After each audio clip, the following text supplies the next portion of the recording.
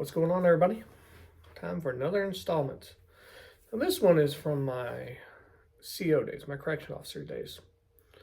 I was working at the city lockup here, and on this particular night, I was working transport because where the lockup is a couple blocks away from the actual county jail.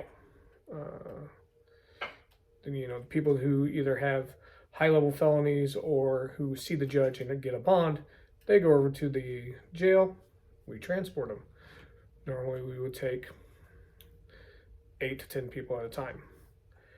And the big thing was, the way the policy is once you get brought over to that side, the transport side of the lockup, can't use the phone. Because, in theory, you could call somebody and say, hey, look, I'm getting ready to get transported. Come, break me out, blah, blah, blah, whatever. So as a standard policy, no one used the phone. And I'd become pretty immune to charges on people. And this gentleman is waiting in the holding cell to go over to the main jail. I didn't know him from anybody. And he comes up to the counter and says, CO, I need to use the phone. I look at his name. I realize he has a murder and a rape charge. As horrible as this sounds, I was used to it, okay? I was like, no, you're not using the phone. Go sit down. Then a few minutes later, comes back up again, says, CO, I need to use the phone. I need to call my lawyer. At this time, I'm starting to get really irritated. And I'm like, no, sit your ass down. Then, seems just like another minute or so. And I see him starting to walk, and I am getting mad now. And he's like, CO, I need to tell him where the body is. I was like, give me 1 second. At that moment, I'm like, what the hell? Because again, I didn't know that guy from nobody.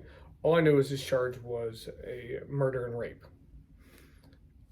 So I immediately put him back in the tank, locked the door, and went to my supervisor. Like, hey, this is what he just said to me.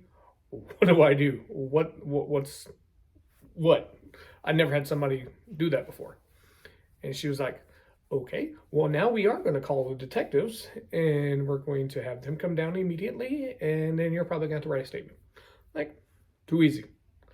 Ended up, maybe 15 minutes later, the detectives that were assigned to this case are there. They're talking to me. It's like, okay, so what happened? I explained to them everything. They're like, okay, write it down on a statement. They then took custody of the gentleman, took him over to the police headquarters to do an interview on him with his lawyer. Ended up, he had